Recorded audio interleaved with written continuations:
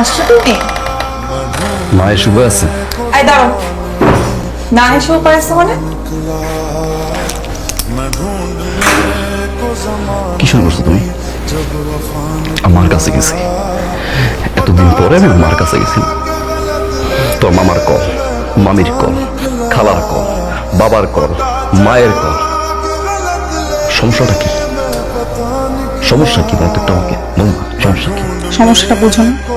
তুমি আমাকে এইরকম একটা সিচুয়েশনে রেখে তোমার বাড়িতে গেছো, তোমার কি মনে হয় আমার ফ্যামিলি মানুষ তোমাকে ফোন দিবে না? কোন সিচুয়েশন রেখে গেছে মারিয়া? তুমি কি 7 মাসের প্রেগনেন্ট নাকি 6 মাসের প্রেগনেন্ট? 3 মাস হলো না, মাত্র কনসেপ্ট করছো তুমি। কোন সিচুয়েশন রাখছি আমি? বলো কোন সিচুয়েশন রাখছি আমি? বলো না আমি কি সিচুয়েশন তোমাকে রাখছি? বলো না শুনি। যা বলছো তাই তো করছি না? তাকে বাসায় যেতে বলছো নিছি আমি। যা যা লাগবে সুন্দর বাসা, এত সুন্দর বাসা করছি আমি। আর কোনো জবাব নেওয়া বাসা করছি না, আমি করছি তো না।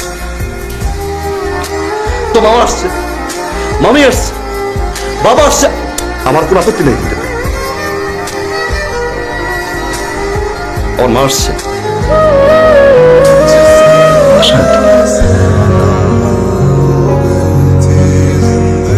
একটা বাসা নিচ্ছি, এত বড় একটা বাসা নিচ্ছি আমি। সেই বাসার ভিতরে আমার মা এখন পর্যন্ত আছে না, অসুস্থ মহিলা সে। আমি গেছি একটা রাত আমার বাসায় থাকতে, একটা রাত ফোনের গল্প। টেল মি ওয়ান থিং, না টেল মি ওয়ান, আমার সংসার, আমি বিয়ে করছি, আমি তো ব্যাচুলার না, ব্যাচুলার না, ব্যাচুলার তো ব্যাচুলার তো বাবা ইন্টারফেয়ার করবে, মা ইন্টারফেয়ার করবে, মামি ইন্টারফেয়ার করবে, চাই কি তারা?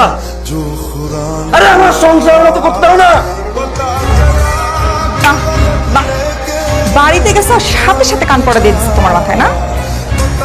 আল্লাহ জানে অসুস্থ না কেউ।